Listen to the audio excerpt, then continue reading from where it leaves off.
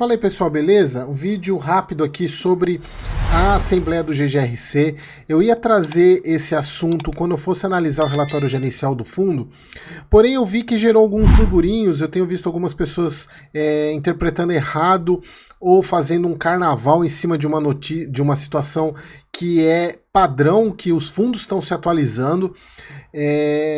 Mas vamos lá, para vocês entenderem, até para você que é cotista do GGRC ficar mais tranquilo na votação. Então o fundo, ele colocou agora dia 10/7, foi convocada uma assembleia para votação até dia 20 de agosto. Então tem tempo para vocês votarem.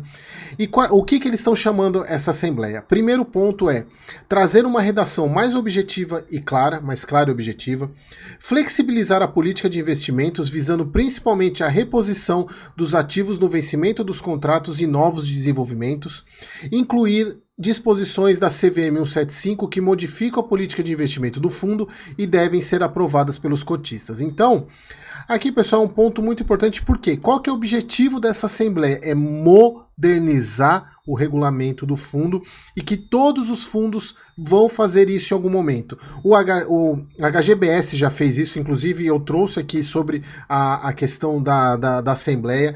Grande parte dos fundos vai fazer isso em algum momento.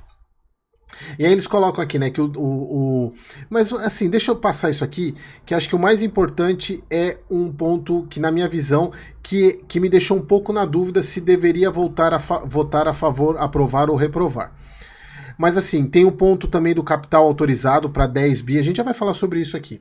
Então, pessoal, vamos pegar aqui a questão da por que votar. Eles colocam para melhorar a questão e atender a 175, a CVM 175, modernização do regulamento e aumento do capital autorizado, que a gente já vai falar sobre o que é isso.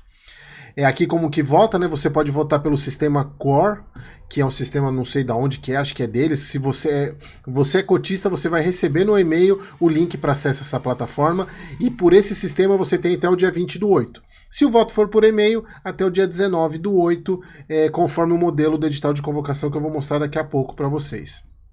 Aqui sobre a questão do fundo, né? Como que ele vem.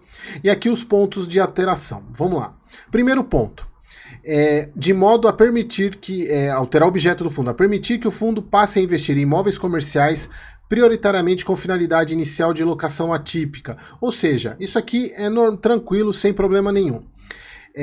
Incluir autorização para que o fundo esteja autorizado a adquirir imóveis comerciais prontos ou em construção por meio da aquisição de ações de cotas de sociedade específico, que é a CVM 175 normal. Incluir sobre a lei do inquilinato, também tranquilo, normal, isso sem problema nenhum. Aqui é a parte de incluir que, de modo a permitir que a parcela do patrimônio não aplicada nos ativos imobiliários possa ser aplicada em outros ativos permitidos na 175. Que é aquilo, pessoal, que os fundos já fazem isso normalmente, mas eles só estão colocando isso no regulamento. O que é? Eu tenho um fundo de tijolo, no caso do GGRC, um fundo logístico industrial.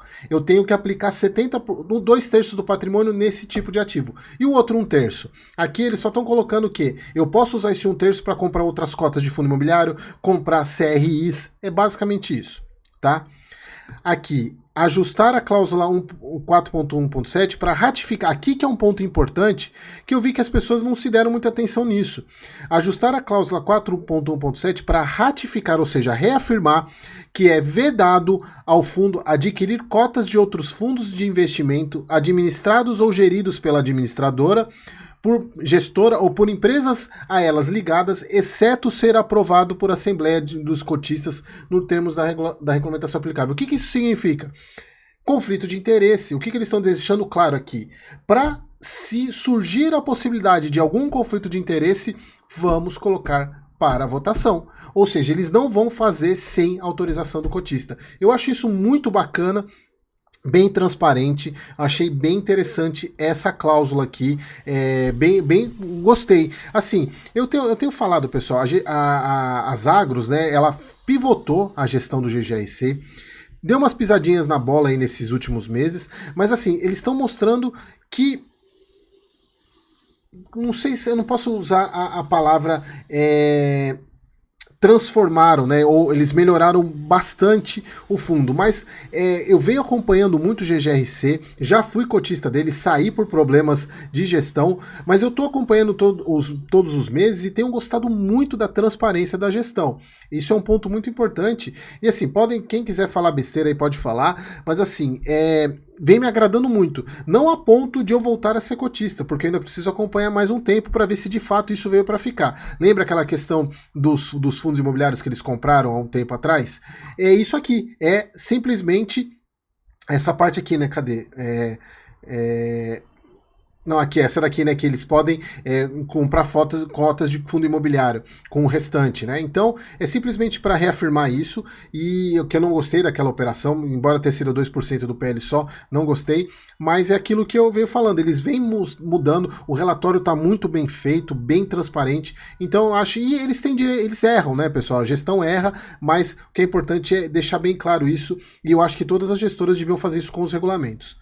Autorizar a gestora, esse aqui para mim é o que causou mais polêmica desnecessária.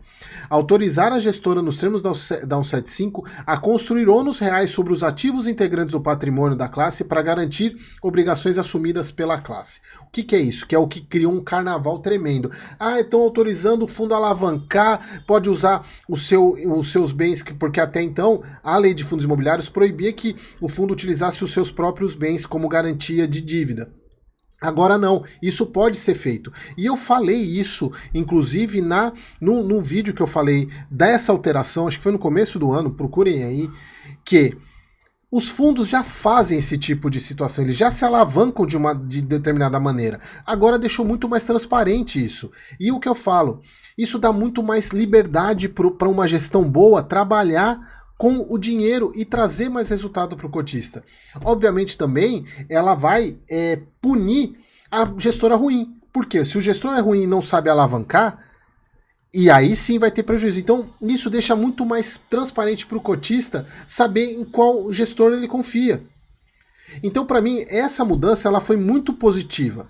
Porque, primeiro, você deixa o gestor mais flexível para trabalhar com os ativos do fundo e também separa o joio do trigo. Só que o que a gente mais vê aí é um monte de gente falando tanta besteira que não parou para ler o documento. E não parou para entender o que essa lei está mudando, o que a CVM mudou. O que colocam agora o fundo pode alavancar, vou reprovar, agora... Gente, não é assim. E outra, a HGBS já fez isso, passou. Os outros fundos vão começar, tem que fazer isso, porque acho que eles têm um tempo agora eu não lembro de cabeça qual é o tempo para adequar os regulamentos para isso. Então, pessoal, não fiquem preocupados. A questão é, se a gestora for boa, ela vai fazer isso vai trazer muito benefício para o gestor, porque ele vai ficar muito mais livre para poder trazer mais retorno para o cotista. Então, sempre lembrem disso, tá? Aí eles falam sobre a melhoria da questão do regulamento. Capital autorizado, isso daqui, todo fundo tinha que fazer isso. Por quê? Lembra que eu falei que vocês assistiram o vídeo do HGRU? Eles tiveram que chamar uma assembleia lá atrás, no ano passado, aprovar a assembleia, e aí deu um rolo com a questão da venda para Pátria, pro Pátria, e aí eles fizeram agora a emissão, mantiveram o mesmo preço e hoje o preço está abaixo do valor patrimonial. Por quê? Porque eles têm que chamar a assembleia para fazer emissão. Se eles não tivessem que fazer isso, simplesmente eles cancelariam isso e já chamariam uma nova emissão sem necessidade de aprovação, porque do jeito que está hoje, o HGRU, se ele não quisesse fazer emissão nesse preço, ele teria que cancelar, teria que chamar uma nova assembleia para poder aprovar um novo preço.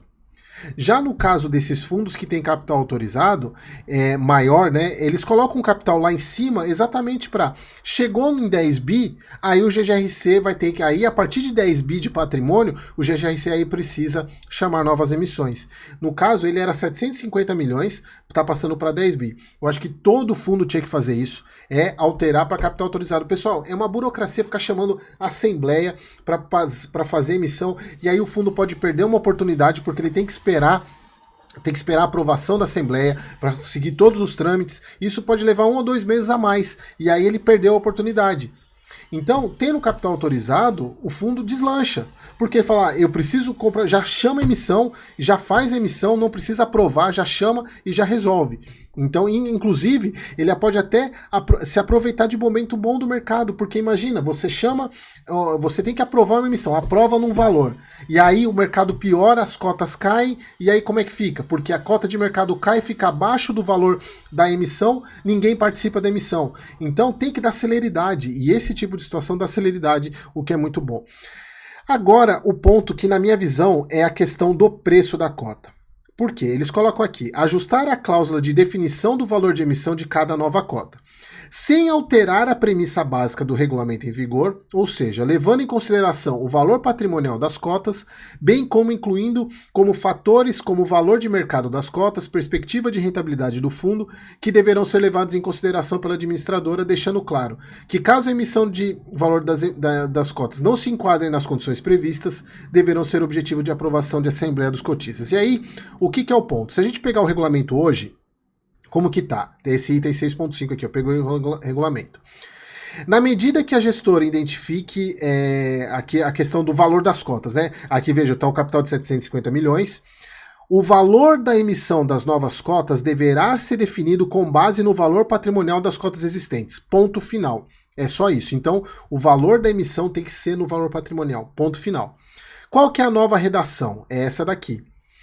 Que inclusive é o que está lá no edital, né? Que esse aqui é o edital que quem quiser mandar por e-mail tem que pegar esse edital e colocar a aprovação. Aprovar a inclusão do valor de emissão de cada nova cota será fixado pela Assembleia Geral ou por ato da administradora, conforme o caso, de acordo com os critérios apresentados pela gestora que levarão em consideração valor patrimonial das cotas, representado pelo conceito entre o valor patrimônio líquido contábil atualizado pelo fundo e as cotas emitidas. Aí eles acrescentam perspectiva de rentabilidade do fundo ou valor de mercado das cotas já emitidas. Muitos fundos, pessoal, já usam isso. Já tem isso aqui. Só que isso daqui abre o precedente para o fundo fazer emissão abaixo do valor patrimonial. Porque do jeito que estava, não poderia fazer. Embora eles coloquem aqui, sem alterar a premissa básica do regulamento em vigor, que é a emissão de cota no valor patrimonial. Essa é o ato em vigor. Porém, eles acrescentam isso. Então isso aqui deixou muito mais aberto para o gestor. Então a minha dúvida, eu queria que vocês deixassem a opinião de vocês aqui. A minha dúvida, se eu fosse cotista, eu precisaria pensar um pouco mais nessa daqui. O restante, pessoal, eu aprovaria tudo. Tá muito bom, muito bem feito, muito bem transparente, tá bem legal essas mudanças. Essa parte de incluir a possibilidade de subscrição de cotas a ser mediante a chamada de capital, excelente. Incluir o produto decorrente de recebimento direto e indireto dos valores das receitas de outros ativos também. Incluir a possibilidade de retenção total ou parcial dos rendimentos do fundo mediante a aprovação em assembleia. Isso aqui também é legal porque você pode reter, dependendo da situação, mas tem que ser aprovado. Então eu acho muito bacana. Essa daqui é a única que me deixou um pouco na dúvida e eu queria que vocês deixassem a opinião de vocês aqui embaixo, se vocês aprovam ou não essa. Talvez eu iria para... Quais são as opções aqui? Talvez eu me absteria dessa, se a gente pegar aqui, mas se abster é bem isentão, né? É bem aquele isentão. Não sei, essa daqui eu fico na dúvida porque muitos outros fundos, se vocês pegarem o regulamento de outros fundos, é bem esse texto mesmo. Eles usam primeiro o valor patrimonial, depois existe a característica de você pegar o valor de mercado e a perspectiva de rentabilidade. Só que isso aqui dá opção para o fundo, eu estou mostrando aqui, isso aqui dá opção para o fundo emitir abaixo do valor patrimonial. Tá? Então deixa muito mais aberto para isso e aí a gente tem que confiar na gestora, quem é cotista confiar na gestora.